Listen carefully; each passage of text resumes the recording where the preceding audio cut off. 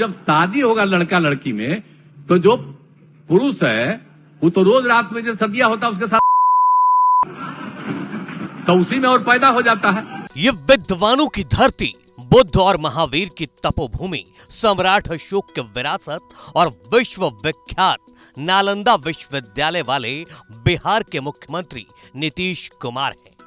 देश में सुशासन बाबू के नाम से ही इनकी पहचान है। वो अलग बात है कि इनका सुशासन समय समय पर वेंटिलेटर पर पहुंच जाता है, लेकिन मंगलवार को इन्होंने विधानसभा में जो किया है उसने मुख्यमंत्री के पद को शर्मसार कर दिया है। सभ्य समाज के तमाम आयामों को चकनाचूर कर दिया है, सामाजिक मर्यादाओं को तार तार किया है। बिहार और बिहार की अस्मिता की लड़ाई के पुरोधा माने जाने वाले नीतीश बाबू ने भरे विधानसभा में महिला की अस्मिता का चीरहरण कर लिया है। और लड़की पढ़ लेती है तो हमको मालूम था कि वो ठीक है, लेकिन अंतिम में उसको तो उसी में आप समझ लीजिए।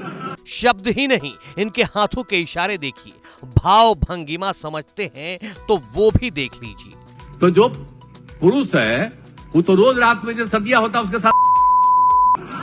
दरअसल बिहार विधानसभा में सरकार ने मंगलवार को जनगणना के आंकड़े पेश किए। जाति आधारित गणना पर चर्चा चल रही थी, लेकिन नीतीश कुमार ने प्रजनन दर पर चर्चा करते करते वो कह दिया जिसे सुनकर हर कोई हैरान है। सदन में जहां पुरुष विधायक मुस्कुरा रहे थे तो महिला विधायक बुरी तरह चेप गए।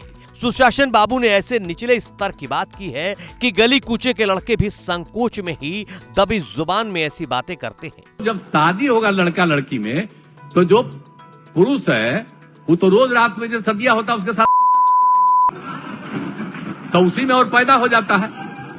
और लड़की पढ़ लेती है तो हमको मालूम था कि वो ठीक है, लेकिन अंतिम में उसको तो उसी में आप समझ लीजिए संख्या घट रही है। अब आप जान लीजिए कि जो संख्या थी पहले, आप पत्रकार लोग भी ठीक से समझिए।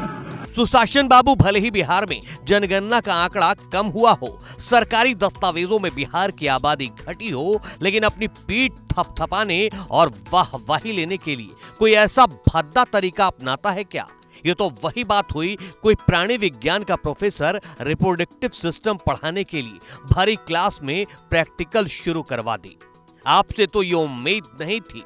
सुशासन बाबू थोड़ी तो मर्यादा रख लेते।